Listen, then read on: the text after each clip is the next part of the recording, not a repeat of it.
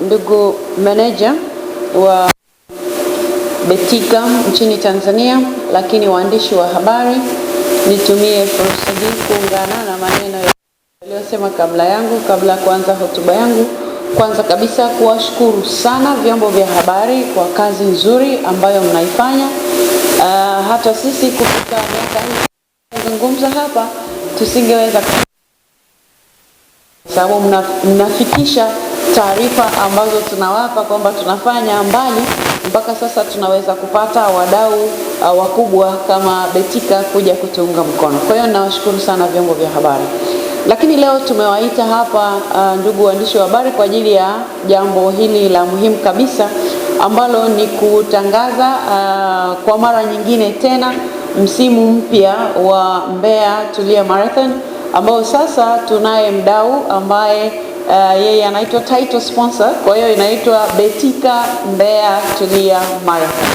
Kwa hiyo kama ilivyo ada, tuendelee kuzungumzia mbio hizi kwa sababu tofauti wake, na hapa nitazungumza utofauti.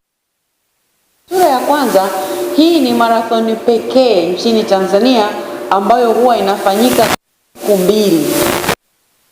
mbili, kwa sababu inahusisha mbio za uwanjani ambao ni mbio fupi kwa 1 mpaka mita 1,500, lakini pia inahusisha kwa siku ya pili mbio ndefu ambazo ndizo zimezoeleka marathon. Kwa hiyo marathon hii ni ya kipekee kabisa kwa sababu ina mkimbiaji wa mbio ndefu, lakini pia wa fupi.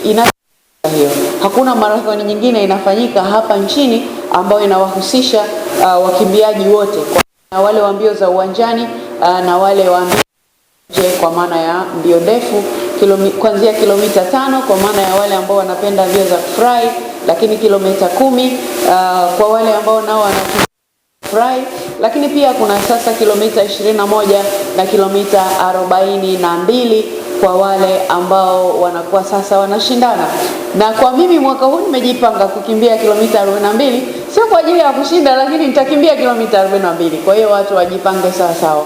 Sasa hiyo ni kwa sehemu ya kwanza, kwa nini mbio hizi ni za kipekee kabisa. Kwa sehemu ya pili, mbio hizi pia ni za kipekee kabisa kwa maana ya kwamba ni mbio ambazo ni marathon kama nyingine, lakini hii huwa inafanyika ni mbio ya hisani, kwa maana kwamba zinazokusanywa zinaenda kufanya shughuli za jamii. Kwa hiyo yeyote anayekuwa anashirikiana nasi, kwa maana ya wadhamini, kwa maana ya wakimbiaji, wale wote wanaokuhakikisha wanashiriki katika taasisi ya Tulia Trust ambayo inafanya miaka 10 mwaka huu inakuwa inazifanya.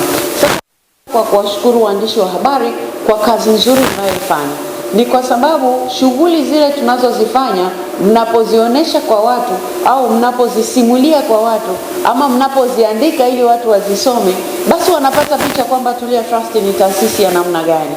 Sasa mtu akisikia kwamba taasisi ya Tulia Trust labda imejenga bweni mahali fulani, anajua na yeye mchango wake huko. Akisikia taasisi ya Tulia Trust imekabidhi nyumba kwa mhitaji fulani, anajua na yeye mchango wake huko. Akisikia Tulia Trust imewasaidia wanafunzi sehemu fulani, anajua na yeye msaada wake upo.